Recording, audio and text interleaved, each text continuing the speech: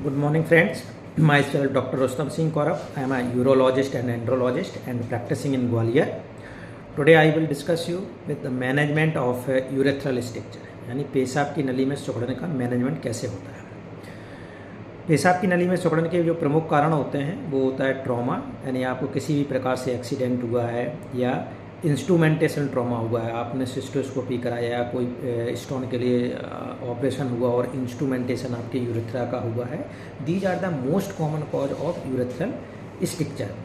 Other causes are infection हो सकता है, लॉन्ग टर्म कैथेटराइजेशन, किसी पेशेंट को लंबे समय तक कैथेटर पड़ा हुआ है, इसके कारण से हो सकता है।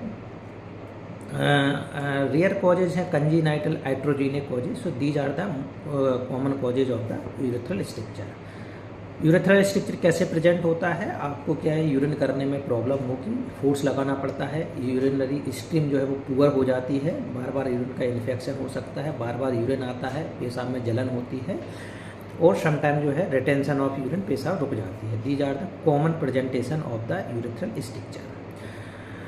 हाउ टू डायग्नोज करना क्या है, आपको आकर यूरोलॉजिस्ट को कंसल्ट करना है अगर इस प्रकार के सिम्टम्स आ रहे हैं। यूरोलॉजिस्ट पहले आपके कुछ सिंपल टेस्ट करते हैं, जैसे कि यूरोफ्लोमेट्री, पेशाब की धार की जांच, और उसके आधार पर नेक्स्ट जो इन्वेस्टिगेशन होता है आरजू एमसीयू, यानी पेशाब नली के एक्सरे निकलवाए जाते हैं। इन सिंपल टेस्ट से आपकी जो डायग्नोसिस कंफर्म हो जाती है। समटाइम हमें सिस्टोस्कोपी या यूरेथ्रोस्कोपी की आवश्यकता, दूरबीन की जाँच से भी कन्फर्म करते हैं। इन टेस्टों से आपका स्ट्रक्चर जो है वो कंफर्म हो जाता है, डायग्नोसिस कंफर्म हो गई है। अब now come to the management. Management depend करता है कि आपका जो स्ट्रक्चर है उसकी इटियोलॉजी क्या थी, किस कारण से स्ट्रक्चर बना था। ट्रॉमेटिक स्ट्रक्चर है तो उसका अलग मैनेजमेंट होता है, ठीक है।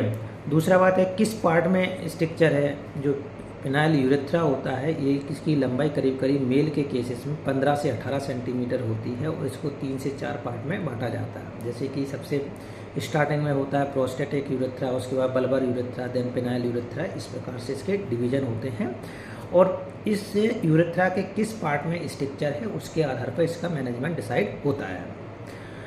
दूसरा इसकी लेंथ पर डिपेंड करता है कि ये लॉन्ग सेगमेंट स्ट्रक्चर है या शॉर्ट सेगमेंट स्ट्रक्चर है। अब आते हैं इसकी मैनेजमेंट पे। तो मैनेजमेंट में बहुत सारे ऑप्शन अवेलेबल होते हैं, जिसमें सबसे स्टार्टिंग होती है यूरेथ्रल डायलेटेशन, मतलब सिलाई डाल करके यूरेथ्रा को डायलेट कर देना। जो स्ट्रक्चर है ये पार्शियल स्ट्रक्चर है, मतलब पेशाब की नली पूरी तरीके से सिकुड़ी नहीं है, हल्की खुली हुई है, उस केसेस में डायलेटेशन कर दिया जाता है। ओपीडी बेस्ड प्रोसीजर होती है, डे केयर में होती है। प्रॉब्लम क्या होती है, रिकरेंस होता है, केवल सिम्टोमेटिक रिलीफ के लिए है। आप डायलेटेशन होगा,